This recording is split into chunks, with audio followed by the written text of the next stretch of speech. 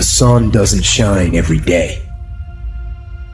The storms will come. There are times when the nights will be long and dark and you will be alone.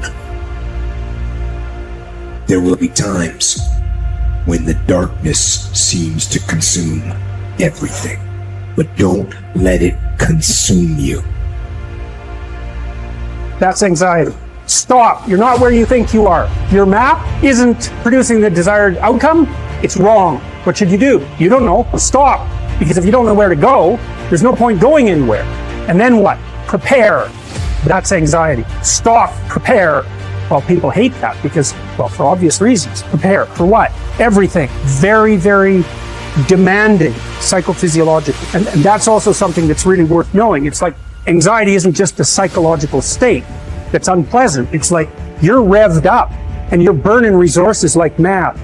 And you're in a biochemical state such that's optimized for quick action, but that's toxic if you inhabit it for any length of time.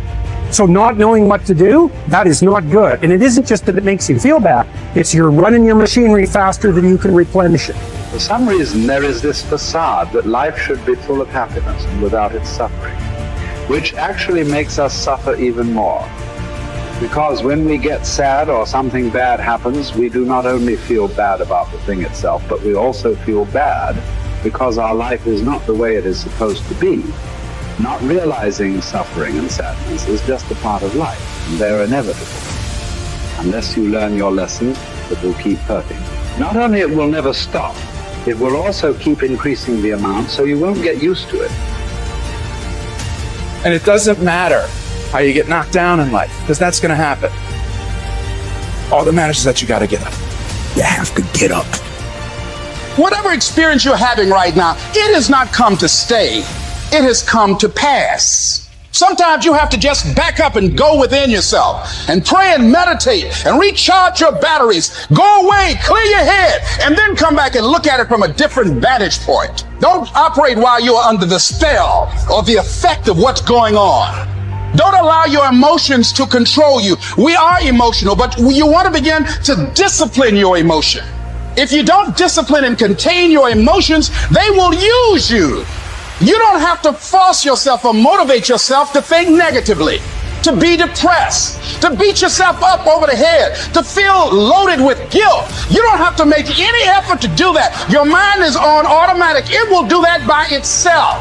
But if you want to begin to move into your own personal greatness, you've got to be willing to go against the tide. You've got to be willing to harness your will and say, in spite of this, I'm in control here. I'm not going to let this get me down. I'm not going to let this destroy me. I'm coming back. The same situation can either be perceived as a lead ball chained to your feet or as wings growing out of your shoulder blades. How you interpret the challenge is crucial to your success of overcoming it.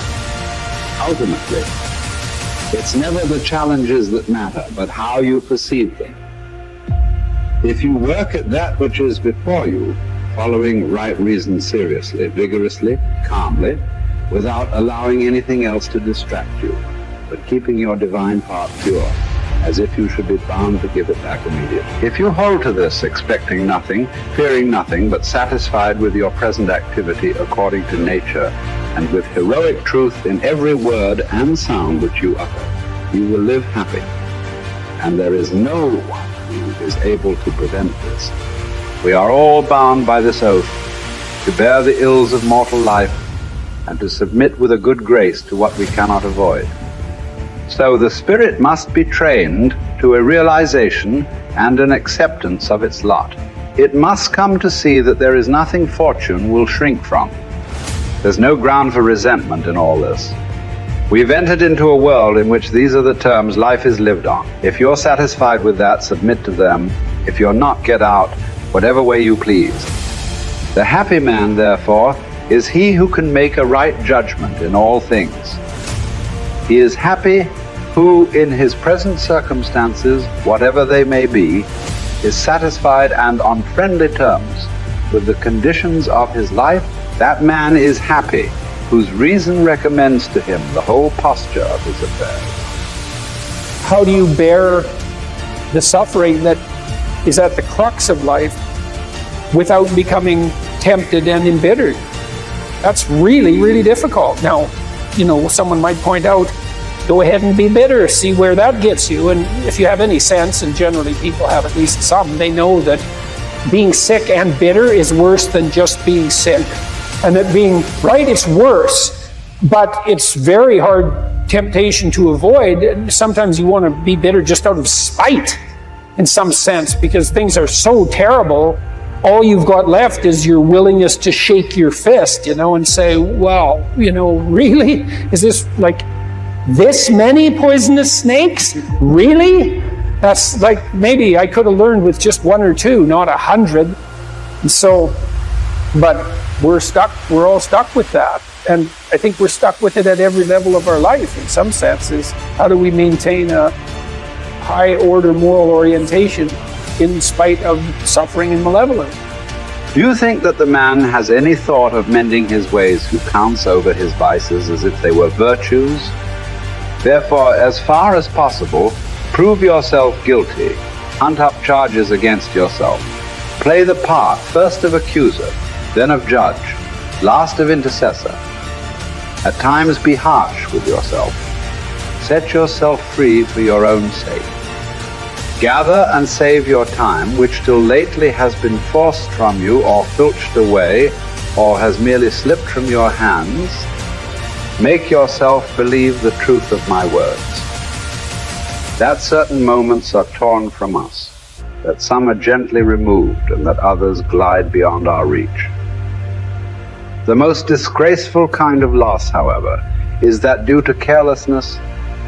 Furthermore, if you will pay close heed to the problem, you will find that the largest portion of our life passes while we are doing ill, a goodly share while we are doing nothing, and the whole while we are doing that which is not to the purpose.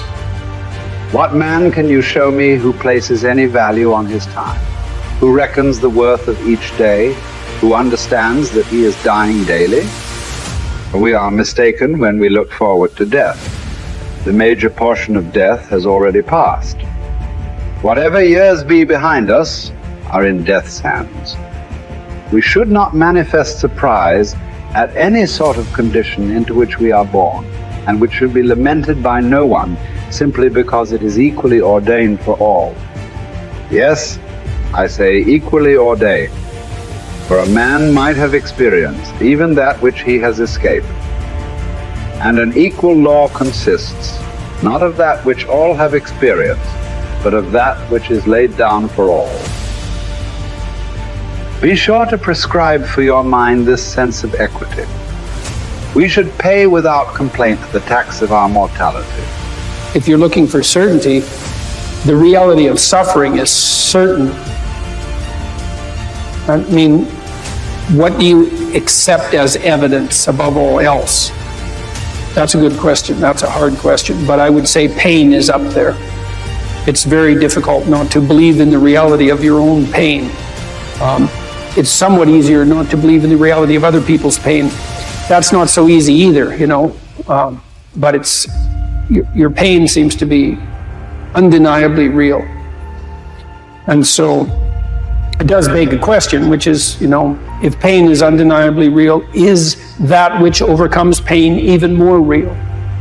And I think that's, in some sense, that's the idea that lurks behind the idea of the resurrection.